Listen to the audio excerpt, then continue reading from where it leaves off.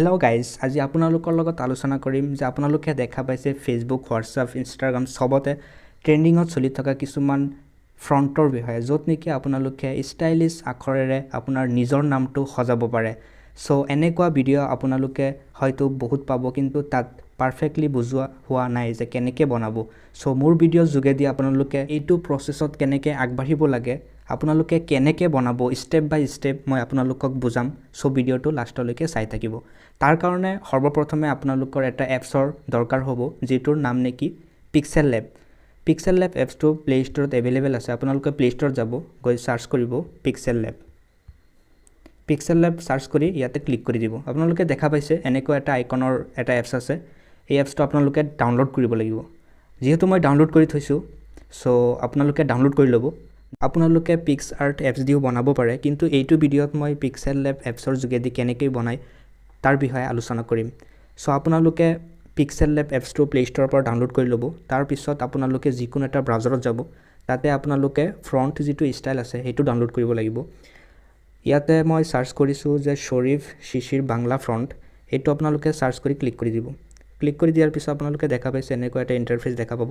So আপোনালোকে ফাৰ্ষ্টতে এটো ক্লিক কৰি দিব। ক্লিক কৰি দিয়াৰ পিছত আপোনালোকে দেখা পাইছে যে ইয়াতে যেটো ফ্ৰণ্ট আছে এটো আহি গৈছে। সো আপোনালোকে ইয়াৰ পৰা ইয়াতে দেখা পাইছে যে ডাউনলোড ফ্ৰণ্ট ইয়াতে ক্লিক কৰি দিব। ক্লিক কৰি দিয়াৰ পিছত এই ফ্ৰণ্টটো আপোনালোকে ডাউনলোড কৰিব পাৰিব।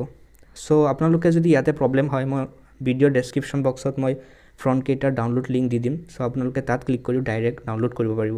ফ্ৰণ্ট কেইটা ডাউনলোড কৰাৰ পিছত আপোনালোকে ব্যাকগ্ৰাউণ্ড ডাউনলোড কৰিব লাগিব। আপোনালোকে দেখা পাইছে যে যিবিলাক ট্ৰেন্ডিং আলফাবেট চলি আছে তাতে কিছুমান ব্যাকগ্ৰাউণ্ড ইউজ কৰা হৈছে।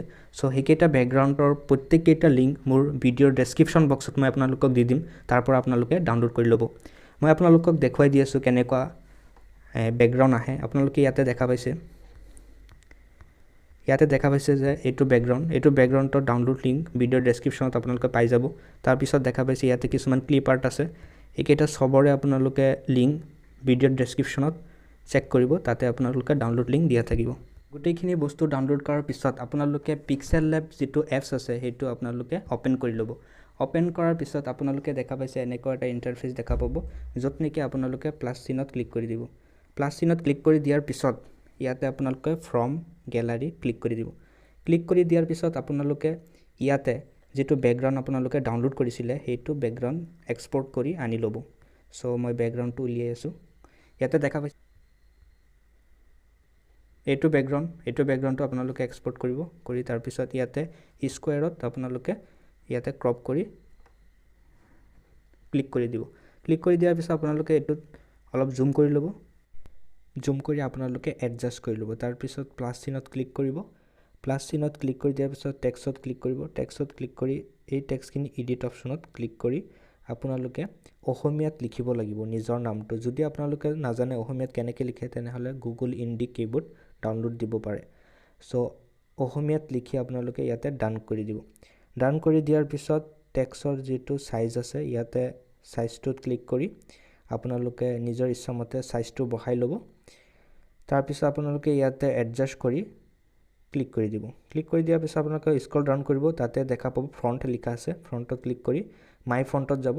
মাই ফণ্টত গৈ আপোনালোকে দেখা পাইছে ইয়াতে বহুত কেইটা ফ্ৰণ্ট আহি গৈছে। আপোনালোকে যে ডাউনলোড দিছিলে সেই ফ্ৰণ্টখিনি ইয়াতে আপোনালোকে দেখা পাব। সো ইয়াৰ পৰা আপোনালোকৰ যেটো পছন্দ হয় হেতু ফ্ৰণ্ট ইয়াৰ পৰা সিলেক্ট কৰি আপোনালোকে ওকে ক্লিক কৰি দিব। ইয়াৰ পিছতে লিখাখিনি এনেকৈ ওলাই আহিব। যেহেতু ইমান এটা এট্ৰেক্টিভ লগা নাই সেই কাৰণে আপোনালোকে ইয়াতে 3D ইফেক্ট দিব লাগিব। তো তাৰ কাৰণে স্ক্ৰল ডাউন কৰিব। স্ক্ৰল ডাউন কৰি দিয়াৰ পিছত ইয়াতে দেখা পাইছে আপোনালোকে ৰিফ্লেকশন ইয়াতে ক্লিক কৰি দিব, ইনেবল কৰি দিব। ইয়াতে দেখা পাইছে এতিয়া 3D ইফেক্ট আহি গ'ল। তাৰ পিছত আপোনালোকে দেখা পাইছে ইয়াতে হোৱাইট কালাৰ হৈ আছে। সো আৰু এট্ৰেক্টিভ কৰাৰ কাৰণে আপোনালোকে টেক্সচাৰত যাব। টেক্সচাৰত গৈ আপোনালোকে আপলোড অপচনত গৈ ইয়াতে আপোনাৰ গামুছাৰ যেটো ব্যাকগ্ৰাউণ্ড আছে এটো আনিব। সো ইয়াতে আপোনালোকে ক্ৰপ কৰি ওকে কৰি দিব। ওকে কৰি দিয়াৰ পিছত আপোনালোকে দেখা পাইছে বহুত এট্ৰেক্টিভ লাগি আছে। সো ইয়াতে আপোনালোকে অলপ এডিট কৰিব পাৰে ইনেবল অপচনত ক্লিক কৰি। সো এইখিনি কৰাৰ পিছত আকৌ আপোনালোকে প্লাস চিনত যাব। প্লাস চিনত যোৱাৰ পিছত আপোনালোকে ক্লিপ আৰ্ট কিছুমান এড কৰিব পাৰে যেনেকুৱা আছে বাটাৰফ্লাই, বাৰ্ড। সো এইখিনি আপোনালোকে এড কৰিব পাৰে যেটো নেকি বহুত এট্ৰেক্টিভ লাগিব। সো আপোনালোকে নিজৰ ইচ্ছামতে ইয়াতে আপোনালোকে যি ইচ্ছা এড কৰি আপোনালোকে এইখিনি এট্ৰেক্টিভ কৰিব পাৰে। হেতু ডিপেন্ড কৰে আপোনাৰ নিজৰ ওপৰত। সো আপোনালোকে আৰু এড কৰিব পাৰে হাৰ্ট এড কৰিব পাৰে বাটাৰফ্লাই এড কৰিব পাৰে যিকোনো ফ্লাৱাৰ এড কৰিব পাৰে সো আপোনালোকে নিজৰ ইচ্ছামতে এড কৰি আপোনালোকে ইয়াতে ফটোটো বহুত এট্ৰেক্টিভ বনাব পাৰিব